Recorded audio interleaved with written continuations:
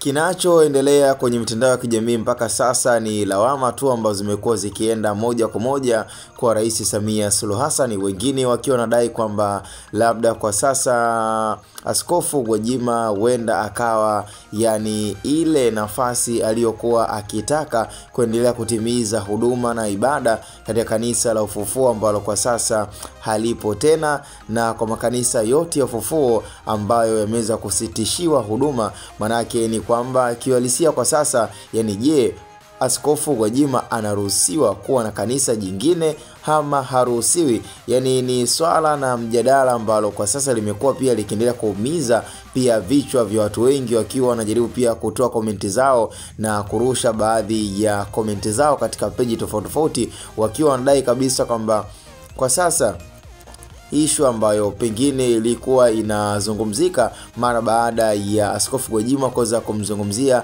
Rais Samia Suluhu Hassan na kuweza kuitisha press conference ambayo aliweza kuifanya, ambayo kidogo ikazua taharuki kutokana kabisa kwamba aliweza kutoa mifano ambayo ilionekana kuwa iko direct sana na iko kwenye upande wa kumwattack Rais Samia Suluhu Hassan.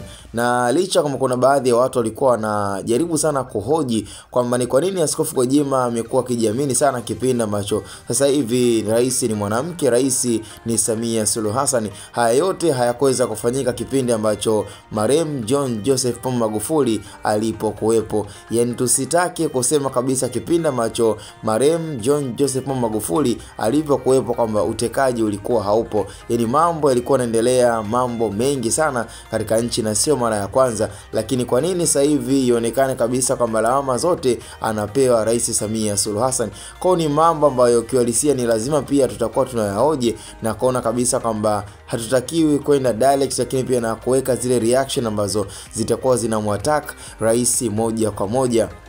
Na ndo hicho ambacho kimeweza kumtokea Mwamba Gwajima, ambaye amejikuta kwa sasa yuko bado kikaangoni na baadhi ya wizara ambazo zimeweza kumsitishia huduma ya kuto kujihusisha na swala zima la kuweza kumiliki ama kuweza kuongoza ibada, kuwa na kanisa ambalo yeye atakuwa akilimiliki. Kwa ni issue ambayo nafikiri imeweza kuonekana kabisa kwamba imemwangukia Rais Samia Suluhu Hassan, lakini kama nilivyozungumza awali utakuwa umeweza kunielewa ni kwa nini hawa watu wamekuwa wakijitokeza sasa hivi mara baada ya marehemu John Joseph Magufuli kuweza kufariki. Kwa nini kipindi ambacho alikuwa kitokea katika wakati huo hawakuweza kuongea? Na utekaji umeanza sio leo, sio jana.